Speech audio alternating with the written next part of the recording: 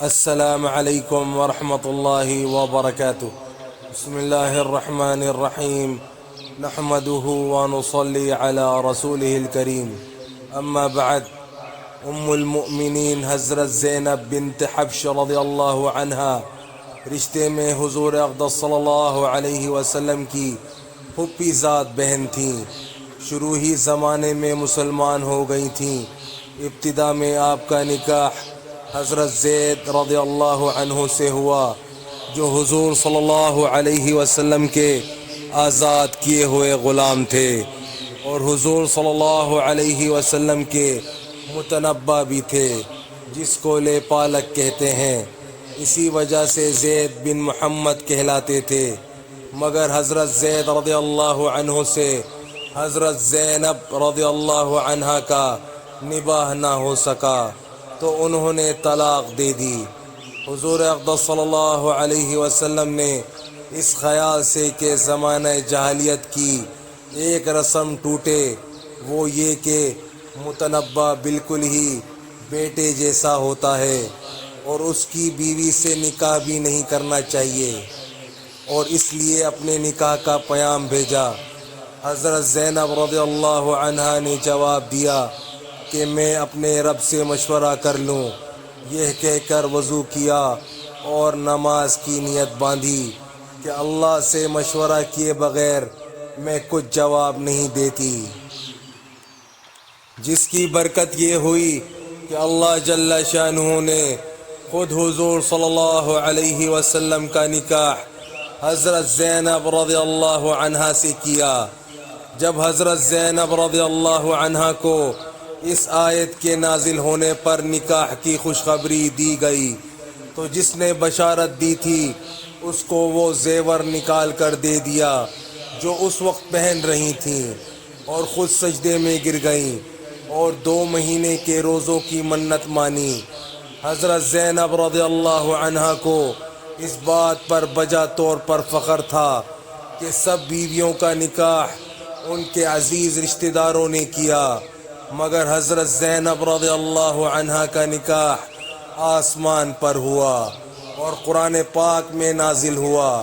اسی وجہ سے حضرت عائشہ رضی اللہ عنہا سے مقابلے کی نوبت بھی آ جاتی تھی کہ ان کو حضور اقدس صلی اللہ علیہ وسلم کی سب سے زیادہ محبوب ہونے پر بھی ناز تھا اور ان کو آسمان کے نکاح پر بھی ناز تھا، لیکن اس کے باوجود حضرت عائشہ رضی اللہ عنہا پر تہمت کے قصے میں جب حضور اقدس صلی اللہ علیہ وسلم نے من جملہ اوروں کے ان سے بھی دریافت کیا تو انہوں نے عرض کیا کہ میں حضرت عائشہ رضی اللہ عنہا میں بھلائی کے سوا کچھ نہیں جانتی۔ یہ تھی سچی دینداری، ورنہ یہ وقت سوتن کے الزام لگانے کا تھا اور خاوند کی نگاہ سے گرانے کا، بالخصوص اس سوتن کے جو لاڈلی بھی تھیں، مگر اس کے باوجود انہوں نے زور سے تعریف کی۔ حضرت زینب رضی اللہ عنہا بڑی بزرگ تھیں، روزے بھی کثرت سے رکھتی تھیں اور نوافل بھی کثرت سے پڑھتی تھیں، اپنے ہاتھ سے محنت بھی کرتی تھیں اور جو کچھ حاصل ہوتا تھا اس کو صدقہ کر دیتی تھیں۔ حضور صلی اللہ علیہ وسلم کے وصال کے وقت ازواج مطہرات نے پوچھا کہ ہم میں سے سب سے پہلے آپ سے کون سی بیوی ملے گی؟ آپ صلی اللہ علیہ وسلم نے فرمایا، جس کا ہاتھ لمبا ہو۔ وہ لکڑی لے کر ہاتھ ناپنے لگیں، لیکن بعد میں معلوم ہوا کہ ہاتھ کے لمبے ہونے سے بہت زیادہ خرچ کرنا مراد تھا، چنانچہ سب سے پہلے حضرت زینب رضی اللہ عنہا کا ہی وصال ہو گیا۔ حضرت عمر رضی اللہ عنہ نے جب ازواج مطہرات کی تنخواہ مقرر فرمائی اور ان کے پاس ان کے حصے کا مال 12,000 درہم بھیجے تو یہ سمجھیں کہ یہ سب کا ہے، فرمانے لگیں کہ تقسیم کے لیے تو اور بیویاں بھی زیادہ مناسب تھیں۔ قاصد نے کہا یہ سب آپ ہی کا حصہ ہے، اور تمام سال کے لیے ہے، تو تعجب سے کہنے لگیں سبحان اللہ، اور منہ پر کپڑا ڈال لیا کہ اس کے مال کو دیکھے بھی نہیں۔ اس کے بعد فرمایا کہ حجرے کے کونے میں ڈال دیا جائے اور اس پر ایک کپڑا ڈلوا دیا۔ پھر برزہ رضی اللہ عنہ سے فرمایا جو اس قصے کو نقل کر رہے ہیں کہ اس میں سے ایک مٹھی بھر کر فلاں کو دے آؤ اور ایک مٹھی فلاں کو، غرض رشتہ داروں اور غریبوں بیواؤں کو ایک ایک مٹھی تقسیم فرما دیا۔ اس میں جب ذرا سا رہ گیا تو برزہ رضی اللہ عنہ نے بھی خواہش ظاہر کی، فرمایا کہ جو کپڑے کے نیچے رہ گیا ہے وہ تم لے جاؤ۔ وہ کہتے ہیں کہ میں نے جو رہ گیا تھا وہ لے لیا اور لے کر گنا تو 84 درہم تھے۔ اس کے بعد دونوں ہاتھ اٹھا کر دعا کی کہ یا اللہ آئندہ سال یہ مال مجھے نہ ملے کہ اس کے آنے میں بھی فتنہ ہے۔ چنانچہ دوسرے سال کی تنخواہ آنے سے پہلے ہی ان کا وصال ہو گیا۔ حضرت عمر رضی اللہ عنہ کو خبر ہوئی کہ وہ 12,000 تو ختم کر دیے گئے، تو انہوں نے 1,000 اور بھیجے کہ اپنی ضرورتوں میں خرچ کریں۔ انہوں نے وہ بھی اسی وقت تقسیم کر دیے۔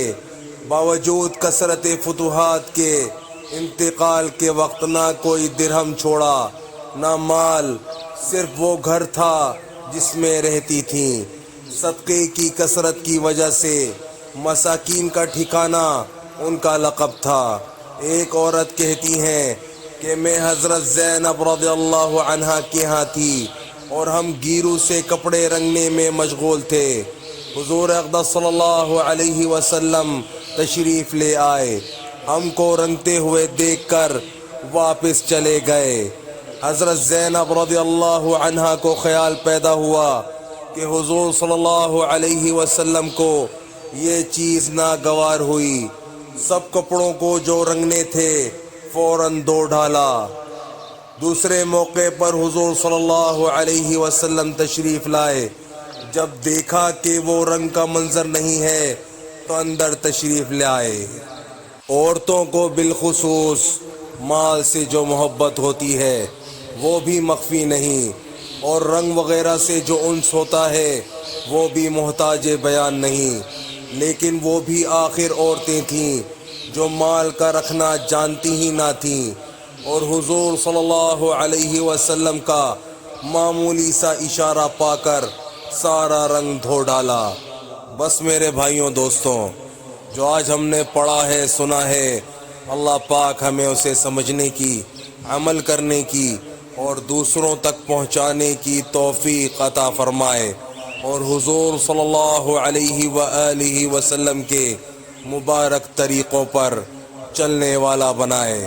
السلام علیکم ورحمۃ اللہ وبرکاتہ۔